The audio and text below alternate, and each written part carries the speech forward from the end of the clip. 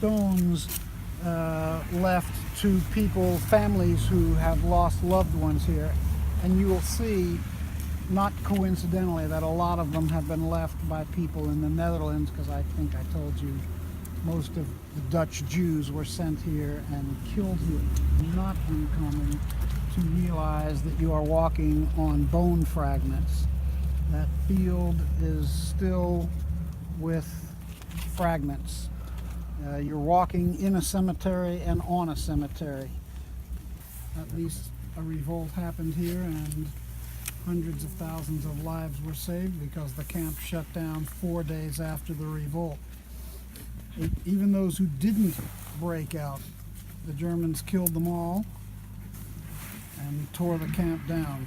So at least it stopped the killing apparatus. October 14th, 1943. We decided to choose an excerpt from Esther Robb, one of the 50 survivors out of the hundreds of thousands that died from Sobibor. Prisoners who choose to kill others were often seen as criminals themselves, but Esther's story is an example that contradicts this. This is her recollection about the escapes and punishments from the escapes that went on. First, there were two people. They were plasterers, and like at that time, there were no mines around the camp, so they dug a hole underneath the first fence and they escaped. When they escaped, they always explained that why they were doing things to us. They assembled us and then said every 10th, and then they took every 10th and they shot them in front of us. If somebody escapes, that's what's going to happen. And those two marauders didn't make it. They didn't make it. A group of prisoners was randomly selected and beaten until their faces were unrecognizable. And they told them to pick out another 25 from us, and they were going to be shot with them. First, they held a long speech that some guys of ours killed one watchman, one Ukrainian, and one for this we have to pay. On the way to Camp 3, they told us that we're all going to be shot, but as we came there, they probably changed their mind, or I don't know why, and they told them to pick out.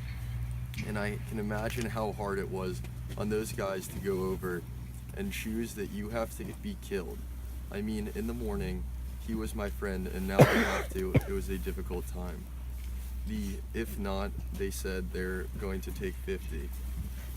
So some stepped out, and they picked blindly, and they shot them all in front of us, in their faces.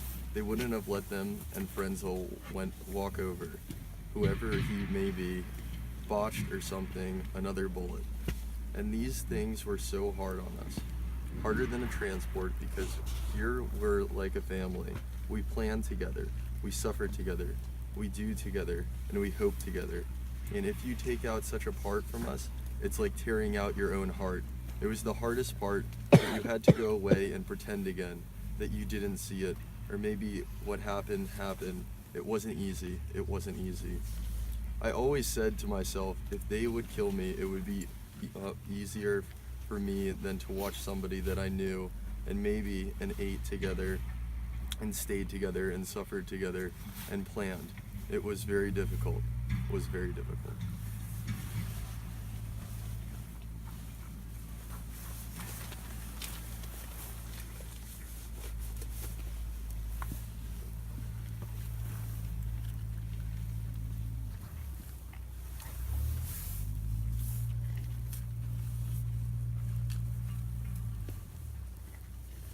Mm-hmm.